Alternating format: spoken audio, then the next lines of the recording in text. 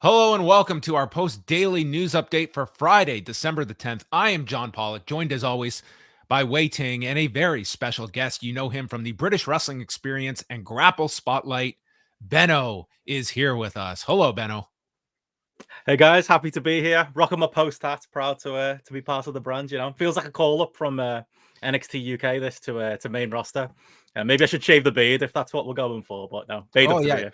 yeah. Maybe Wai can update your name. Maybe we'll give him what is a ridiculous name that we can trademark. I mean, we can't even take away a last name. You simply go by Benno, so you're already a fit.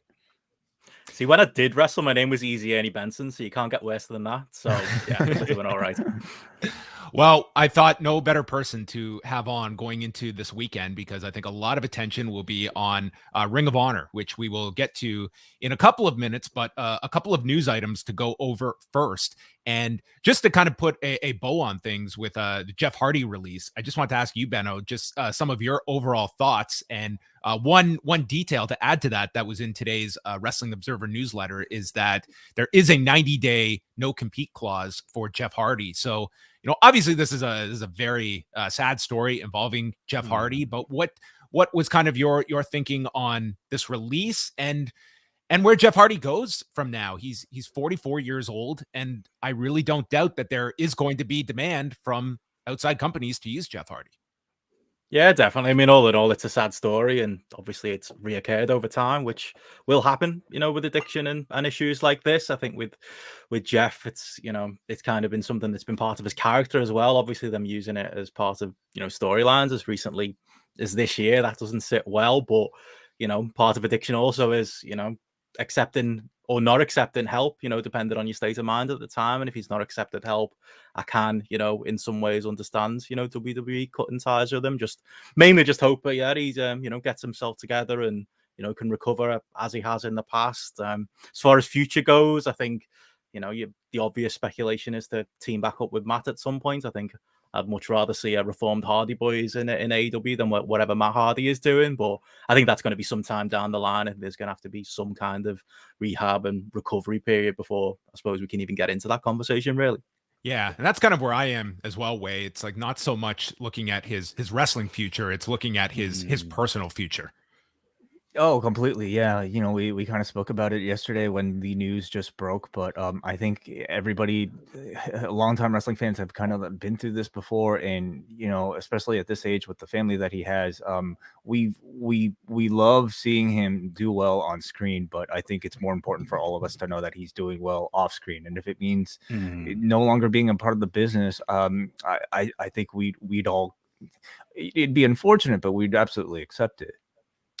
Well, we will obviously continue to monitor that story. Let's get into the AEW Dynamite numbers from Wednesday night. They did 872,000 viewers, 426,000 in the 18 to 49 demo. So showing a small increase over the prior week, finishing 5th on cable. There were a pair of NBA games going on, one of which was head-to-head with Dynamite. And I mean, this was the show largely built around MJF's homecoming and kicking off with Punk and MJF once again. Benno, what would you kind of assess kind of your thoughts on the momentum of Dynamite at the moment? And since they have come off, some lower numbers, more so on the Rampage side than Dynamite, but how would you kind of assess sort of like the overall trajectory of the show as they're closing out the year? Yeah, that's the thing. My take on it has been, don't panic. There's the West Coast issue, obviously. That's a big factor. Generally speaking, the demo is still within the range of, what would be a good number for their position on TNT. But, you can't help but look at, their overall number and just kind of think, I wonder what's going on there, even with the West Coast factored in. Last week especially, it felt like there was a bit of a downward swing happening, and it was hard to kind of, even with the new normal, as Brandon has talked about, last week was particularly low. This week, it's good to see it bounce back a little bit, but yeah, it does seem like, interest is down a little bit. I mean, you can't help but look at those Rampage numbers as it settles into being a B show and be a little bit, kind of concerned about that. Like I say, I'm sure Tony Khan's not panicking. I think overall the product has been good. You know, for me, there are still compelling storylines happening. There are still reasons to tune in. I think the strength of that Punk and MJF first half hour really shows, that there is, interest in at least some of the stories going on in AEW right now. And yeah, it just feels like a bit of a storm they've got to ride with no obvious answer really for exactly why we are in this 800 to 900,000 range as an overall viewership. Mm-hmm. On that note, they were equal with Raw in males 18 to 49. So that was an interesting stat. This was not a great week for Raw. And that will take us into Rampage that we will discuss the lineup for a little later on. But Wade, do you sense like a bit like next week, do you have high expectations for the Danielson Hangman Page match, just in terms of attracting an audience above what these kind of 3 weeks have been? Or do you think that we should maybe measure expectations? I really do think like with a major promoted show and really like a pay-per-view level main event in Hangman Page versus Bryan Danielson, I think if we don't see at least, oh man, somewhere in the 900 range, I think it would be a disappointment. Winter is Coming at this point is very, I would say, a bit of a brand name show for the company. And to me, this is, at least as part of this drought, the first time that they've really promoted something with some name value attached to it.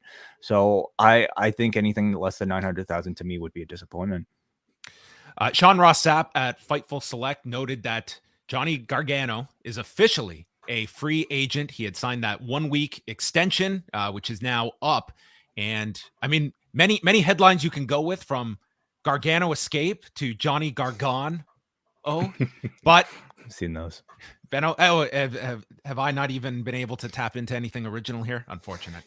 Benno, what do you look at for the future of Johnny Gargano, with the knowledge that, he Candice LeRae is set to give birth in a couple of months? Do you expect an immediate landing spot, and do you peg a ultimate return to WWE in the likelihood category?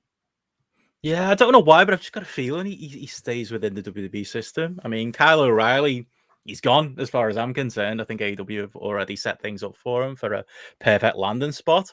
Gargano, if AEW wasn't so busy with so many new signings recently and, so much going on, I think that they'd have more of an appetite for him. I think there'd probably at least be some interest there. But there's just something about Johnny Gargano that just feels like he's a bit of a WWE lifer. And, whether it's continuing to doing something NXT 2.0, I can't really see main roster, having much of an appetite for a wrestler of his size, unless he goes down, the alleged Adam Cole route of being a manager or something. But just something about him feels like it's not going to be the time for him to jump to AEW. I just don't see that move happening right now. Whereas, like I say, with Kyle O'Reilly, it just feels more of a natural fit right now. But that could just be my bias. I'm not a huge Johnny Gargano fan. He's not someone I'm desperate to see in AEW because of some of his NXT output. But yeah, just got a strange feeling about that one.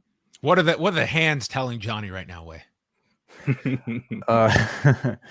I'd love to have an interview with the hands, so we can maybe find out. I the thing is though, Benno, like, if he is ultimately going to stick with the WWE, why would he not sign right now? Do you see true. the WWE getting him any better of an offer with several month delay? He could be collecting a paycheck right now, staying active up until the birth of his child. Something tells me he's at least going to, not just field offers, but really try his hand in other promotions, if not AEW. Yeah, and I mean, it's like he's free to go wherever he wants now. I mean, it could be quick, it could be prolonged. I mean, it's just mentally, what does he want at the moment? It would seem that he is going to have options, and that's something, as we look at Benno with this incredible list of free agents that are out there. Not all of them are going to have these options, but I would think that a Gargano and Kyle O'Reilly, they would be at the top of my list if I was an AEW, of looking at not just the talent involved, but I think it's also kind of a statement at the end of this whole battle back and forth. Like, that is really something that you have all the key pieces on the board of your opposition that have now come over. Like, it is a very clear sea change of the NXT that went into this battle and the NXT in the aftermath. That is a key point. I think if you're somebody who was invested in, black and gold NXT and saw it as the genuine future of wrestling, my God, do you feel silly now for putting all that investment in? Because it kind of has not came to much. And if you are AEW, yeah, do you want to bring those people over? Do you want to, babyface yourself and be the company that keeps kind of that legacy going and wins that war? And also, we're not talking hundreds of thousands, millions of people, but wins some of those NXT diehards over. So maybe, yeah, and it could be a case of, if Gargano, maybe on the way, could take his time, see how things are looking in the new year, and maybe things clear up for AEW as well, where it's like, oh, actually, there is a clear pathway for him, and there is a bit more, maybe February, March time. Maybe that's a good time to bring somebody like Gargano in. We'll also throw it out to the chat room. If you want to throw in your super chats, we will take those before the end of the show. But we're going to move on now to Ring of Honor, which was one of the key reasons we want to have Benno on. We're going into Final Battle weekend, and it's been the battle to get to this card that was dealt a blow on Thursday with the loss of Bandido, their ROH champion, who had a positive COVID test. Now, he had COVID in the past, so had a positive test this week, cannot go to the show. And as of this recording, they have not announced any updates for that match where he was set to defend against Jonathan Gresham. Benno, as you look at this show, I don't know if there's any one match that people are necessarily buying this show for. I think a lot of it are, what is this show going to be? Because it feels like the public is treating it as this goodbye, which is tricky for ROH, which is not technically making this a farewell show, although they are marketing it as end of an era. But it's almost like, well, this is goodbye, but hey, we're coming back next year, so we're not done. It's a very difficult show to navigate and to book. Do you go just in the full direction of this is the end and maximum drama, or do you couple it with, hey, we've got to book accordingly of who's coming back and where we're going to be by April of next year? It's a very odd show that I think does have that nostalgic interest of this being a noteworthy show that people do want to watch live. Definitely, yeah. And I think, it's like the official line is, Ring of Honor is going to come back, WrestleMania weekend, Supercard of Honor. But all of the mood there, you hear any interview with any of the exiting Ring of Honor talent or staff, and they do all sound like, no, this is really the end. It's almost like it's done with a bit of a wink. This show, and sounds like this news was like a body blow to them. Yeah, this really hit everybody, and now you can kind of do like the autopsy on ROH of like, how did we get to this place? But it's a tough show. Like it's going to be. I think it's a very tough show to navigate. And at the best, you can just hope that some of this talent will be coming back. But this is going to be a completely different company, no contracts, and, show to show, like, you don't know who's going to be coming back. No, that's it. It's going to be, an indie. That's basically what it sounds like it's going to look like if it does come back. But yeah, I mean, on this show, like for me, I would have leaned more into the the ROH nostalgia. I'd have Special K on the show if it was me. Tony Khan was on Busted Open today, kind of talking that he's going to lend his support to Ring of Honor. We'll see what that actually means. I mean, Bandido being out says to me, you need a big main event. Can you get Bryan Danielson? Can you get Christopher Daniels? Can you get Loki? I'd be reeling off all of this classic. And I would want to advertise that ahead of time. I would not want that to be a surprise if I'm Ring of Honor. That's true. Either. Yeah, you want to get that word out maybe in the next 24 hours or so. But yeah, I would have leaned more into that. I think this just feels like it's like a Ring of Honor card, like a modern Ring of Honor card where they're getting everybody on the card. There's a lot of matches there, a lot of talent featured here. But maybe it's a case of we'll get a bit of that nostalgia and segments and run-ins and that type of thing to really honor the wealth of history that this promotion has got. But yeah, right now it's a bit of a weird show. I think the interest is there. I think just out of a novelty factor, I think people are into this. Just the fact that it is potentially the final Ring of Honor show. But the card itself, I can't say is that particularly exciting. Realistically, who could you guys see filling that spot in the main event? I mean, again, like you look at, the kind of cryptic message there from Tony Khan. I mean, if he's willing, I would imagine that your best case scenario would be kind of your mid-tier AEW performer. I think expecting a Punk or a Danielson is probably setting your expectations a little too high. To be honest, like from a storyline perspective, it makes a lot of sense that a Jay Lethal would come back and face Jonathan Gresham in that match. I think that's probably realistically, guys, the best you could hope for, unless you could, a Daniels, I'm sure, like he just did the New Japan Strong tapings last night. I don't think that would be out of the realm of a possibility, but I think you have to be realistic here of what the most you could anticipate on short notice with the help of an AEW. Yeah. I'm guessing Jay Lethal. Like he seems like somebody who, I mean, Bryan Danielson. I don't know if you want to have him lose, and whoever is in this position will likely be losing to Jonathan Gresham, and you probably don't want to do that ahead of winter is coming. Like to me, Jay Lethal seems like somebody who would be expendable. There's meaning behind the story, and also the meaning just simply behind him being a figure in ROH. So, and we'll also of course see what other appearances we may get from perhaps the likes of Punk and Danielson. It could be a show that if you just like fantasy booked it, Benno, like you could do a lot of cool things just with like video messages. And I hope that there is that like nod to the past. Like I hope Gabe Sapolsky's name is mentioned on this broadcast, at least mentioned.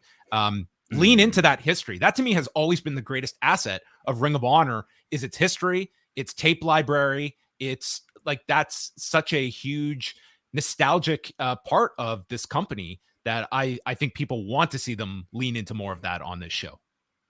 Definitely, yeah. That's been a problem. They've had that tape library for so long and they've never really properly monetized it. And like you say, never properly utilized that history. They did have that show that was tentatively booked, didn't they, before the pandemic, where it was going to be like a retro ROH show featuring, your John Walters types and people like that. Maybe we'll get some names like that over this show. But yeah, I do think, it's kind of now or never for that. If this was a company going forward that we were expecting more shows from, Shane Taylor's making noise on social media about wanting to be in that title match. Maybe they'll go with, somebody homegrown like that. But yeah, I would definitely like to see, even if it is a Jay Lethal or somebody at that level, those types of guys turning up on the show this weekend. If you could go back to 3 years ago, because Final Battle of 2018, it was, not the same circumstances as this, but it was a major shift with the outgoing talent. AEW would be formed weeks later. And that was a critical crossroads for Ring of Honor of what promotion are we going to be? All In is in the rear view. The Bucks are gone. Cody is leaving. Hangman's leaving. The SCU are gone. But like, what do you see ROH, like what could have been done with 2019 and specifically that Madison Square Garden show? That I think that will be a period that is often looked back on as how ROH navigated 2019 when the industry greatly changed and ROH's place in that landscape was changing after their most successful year ever in 2018. Yeah, I think they kind of got squeezed out just by factor of I think it was that lack of ambition really. And you can understand the business decision behind, we are a TV show, that's made for by a network. It is entirely just content for almost content's sake. We run a moderate profit. They never really wanted to step out of their lane. They never had matched the ambition of a Kenny or the Bucks or what AEW ended up doing, and that worked for a time. But yeah, as we saw, AEW kind of stepped in and became the alternative to WWE that Ring of Honor could have been with that extra bit of ambition and that extra push. And as AEW got bigger, it just kind of ROH really became Impact. It became that level of company. It became not quite the level of MLW, but it kind of got lost in that mix of mid-tier promotions where what was the compelling reason to follow and watch and feel like you were part of something with them. And yeah, they did really fall behind, so it was kind of hard for them to really establish any kind of identity these last couple of years and give you a reason to tune into them and give you a reason to get behind them. I don't think as we can say that there are wrestlers there for a third major company, but is the fan interest? AEW has been galvanized as the big alternative to WWE. Could a third big company, if ROH made that push in these last couple of years, would the fans have supported it? And it just felt like it was too late for that to happen. Really, I think the horse had bolted, and the possibility of them being something more than they were was that 2017-2018 period, and they just didn't capitalize. And I think this was inevitable, to be honest, whether it was this year after the pandemic or in the next couple of years. And that's the other thing, Wai. I think that the pandemic carries a lot of weight in this whole discussion, that you could argue of the North American companies, there was nobody taking more precautions than ROH, but that came at a literal cost, a significant one for the company to undertake. They took care of everybody in the company. But I mean, you had no sizable money coming in on the other hand. And while their TV, I mean, they got through that period where their TV, I didn't think they suffered as much with the empty arenas, but I'll say watching now, it's a lot tougher watch when you're seeing all the other companies that have brought fans back and ROH are still doing these empty arenas. And I'm not going to criticize being, extra cautious, but at the same time, like this pandemic, it's done a number on ROH. Which is unfortunate. Like they took care of a lot of people when others did not to the same degree. But here they are at the end of it. No, they should absolutely number one be commended. Hopefully, when we do the retrospectives of the empty arena era, I hope Ring of Honor is commended for. I think how careful they've been throughout this whole thing, more so than I don't know maybe any promotion in the world. Unfortunately, it came at a price, but more important than that, I mean, it's the pandemic that I think ultimately has affected Sinclair's business, involving many other sporting properties as well. So ultimately, it comes down to that, how much money is not just your company making, but also the actual owners of the company. How are they doing? And unfortunately, Sinclair is not, in great financial shape right now, and something had to go. And it looks like in the meantime, it's a full-time Ring of Honor. Just as we wrap it up here, Benno, on the ROH front, when you're looking at, you mentioned Shane Taylor, are there a couple of names that you're most intrigued to see where they land? I mean, who kind of jumps out? Because again, it's a very crowded field of free agents. And sadly, a lot of these free agents are not going to find full-time homes. Yeah, definitely. I think our immediate reaction anytime someone's a free agent now is AEW. And, there's only so many spots on that roster. I look at a Shane Taylor and I wonder, could you reteam him up with Keith Lee, bring Keith Lee into AEW that way? Right. They can always do more tag teams in AEW. I think that would be a strong use of him. Jonathan Gresham, clearly stands out, probably the best wrestler in this company, the wrestler you most want to see, in other places, maybe a more prominent spot in New Japan, if we can start getting wrestlers going over to Japan again. I think that would be a good landing spot for him. The Briscoes are big, they've been ROH lifers, and they've, due to their own actions and due to other reasons, they've, pretty much just stayed within that Ring of Honor bubble. But how exciting was it seeing them just do, these odd GCW bookings and seeing them in with a fresh coat of paint in a different environment? If they turned up to AEW, there you go. There's another tag team that can give you something exciting. So they feel like the main players to me. Maybe a Bandido as well, and see where he lands. But yeah, there's only limited with ROH going as well. There's only limited spots out there and limited companies out there. So yeah, not everybody is gonna land on the feet. But to me, they feel like the cream of the crop. What is more likely to get Benno on an airplane to travel for pro wrestling? Is it a big AEW show or GCW booking Kevin Nash in January for Detroit? I'm tempted by that. Just to see Kevin Nash drinking a wine while somebody gets powerbombed through a flaming table in front of him. It just sounds like a great time, doesn't it? That is a partnership I didn't know I wanted to see until it was announced, and I am all of a sudden that Detroit show sounds so appealing with the addition of Kevin Nash doing whatever. Like he could just come out and drink wine on commentary for 3 hours, and I think people will get a kick out of it. You've got to do something with him and Alex Shelley. I think Paparazzi Productions needs to do a reunion for that show. I think that's what the people want. I mean, GCW is a land of where anything goes. So in many ways, it is perfect. Look at this poster. Just look at this. It's just shouldn't be real.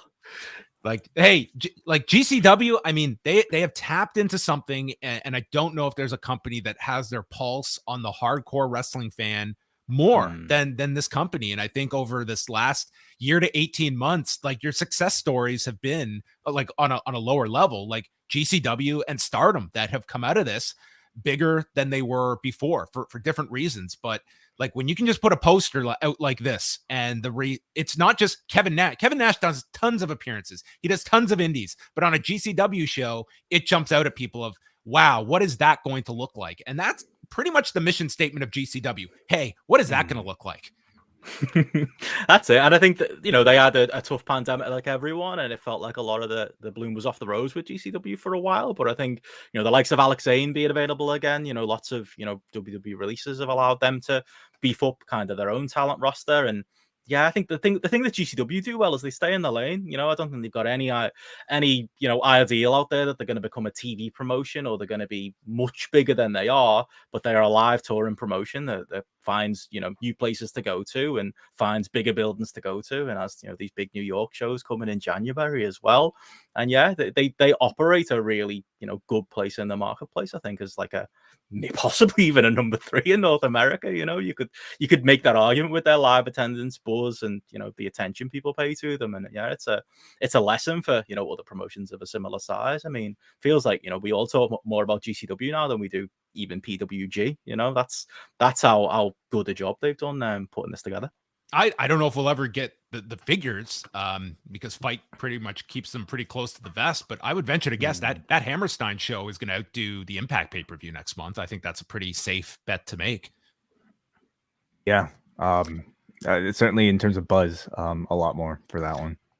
Okay, so last thing here, SmackDown tonight. They're at the soon-to-be Crypto.com arena in Los Angeles. WrestleTix noting over 9,400 tickets out, so a very strong advance for SmackDown. Brock Lesnar has been advertised. We've got the addition of Randy Orton and Riddle, for whatever reason, in a triple threat match with the Usos against King Woods and Kofi Kingston. Non-title match between Charlotte Flair and Toni Storm, and they are promoting Naomi and Sonya Deville. And of course, this show was to feature Jeff Hardy and Happy Corbin before the news of Hardy's release. And I wonder if that is at all connected to just at the last minute adding Orton and Riddle here as a make good after they're not delivering one of the higher baby faces on the show that one had to do with the other. Wouldn't surprise me if that was the case. It's not like WWE needs much reason to put members of another brand on their show. I'd like to see what excuse they do come up with. But it's something for the audience. It's something to maybe take the headline attention away from missing Jeff Hardy. And of course, we also can't forget the debut of Xia Li tonight as well. That is right. Xia Li's debut as well tonight. And then Rampage has the tape show from Wednesday on Long Island. Lucha Brothers against FTR for the tag titles. Ruby Soho, Ty Conti, and Anna Jay against Nyla Rose, The Bunny, and Penelope Ford. Adam Cole against Wheeler Yuta. And Fuego del Sol against the man that will get in right at the end as we get ready for the year-end lists, the debut of Hook. Benno. Come on. Just look at that render right there. Them shorts. Like he's a love. I'm happy to say he's a lovely looking boy, and Taz should be very proud of his son. I think this is the story of the weekend. That Hook is making his wrestling debut. They have sent Hook finally, and we're gonna get to see what he's got to offer. I've already spoiled myself by watching a little bit of the fan cam footage that's come on Twitter. I don't think it's a big spoiler to say he comes out. It's a bit positive reviews from the people I have heard from. That it sounds like had a very good accounting of himself. Oh yeah, but Action Bronson though, like why is that Hook song and why does it fit so perfectly? I love that. I'm hyped for it. It's a stacked Rampage in general, but yeah, if they were worried about viewership these last few weeks, I think Hook's going to be the solution there. Man, if they get a bump, then it's going to be Ratings Hook is going to be his moniker coming out of this. So there you go. That's a free one for Taz and Hook. We can go to some super chats if you would like, Wai, before we sign off here. Yeah, we just got one right here from Jake from the Windy City who sent a $5 super chat. Thank you very much, Jake, for that. He wants to ask us here, do you think these ROH titles will be enacted and vacated after Final Battle? Also, do you guys have a favorite ROH moment or match of all time? Let's throw it to Benno there. Oh, favorite match or moment of all time for ROH? It's always going to be it's on my background here. Joe versus Kobashi. That is I'll never miss an opportunity to brag that I was there live at that show. One of the greatest matches of as you were all three of us there for the famous 6-man of Blood Generation and Do Fixer in 06, which was Kobashi and Joe would be my choice as well. But being there for that 6-man was incredible. It was just I was in awe watching that match. Yeah, and then another 5-star match. seeing them like there was one of the members like just lining up with everyone to go to the washroom like shortly thereafter. Like he just has this like unbelievable performance, and then he's like with the public waiting to get to the urinal. Now I'm just gutted that didn't happen with Kenta Kobashi, but you know, it was still a good memory. I would say on the title front, I think it's really going to depend. Like there's no guarantee of anyone you book to go over for these titles on Saturday.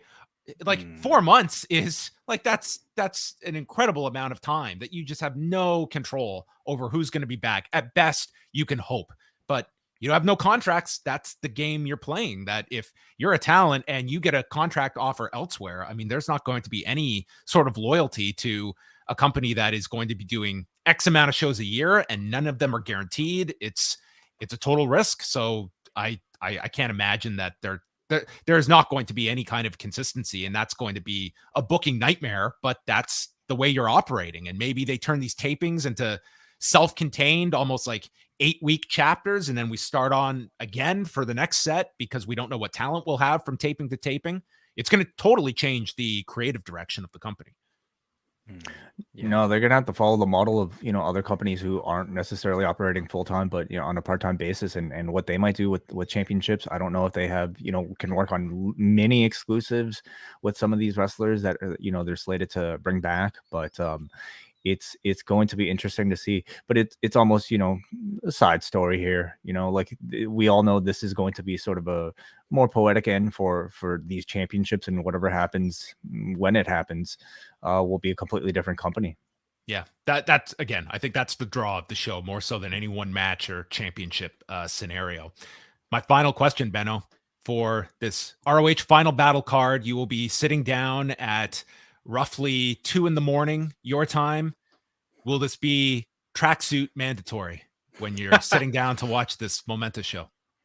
I wish I had it. My mate Chris in Malta got it off me as a gift when I thought I was too cool to wear the Ring of Honor tracksuit anymore. I bet you that thing could have fetched some money on eBay as well. But I'll bust out my best 2003 Ring of Honor t-shirt, throw that on, and yeah, give the lads the proper send off they deserve. It will genuinely be a sad moment. It's almost like you always thought Ring of Honor should always be around, even if it's not my Ring of Honor, even if it's not the Ring of Honor of even, you know, the mid 10s. It was still there. It was still an ever presence in wrestling. So yeah, I'm expecting it to be at an emotional night, and I'm sure there'll be plenty of tears in ROH tracksuit wearing fans all around the world.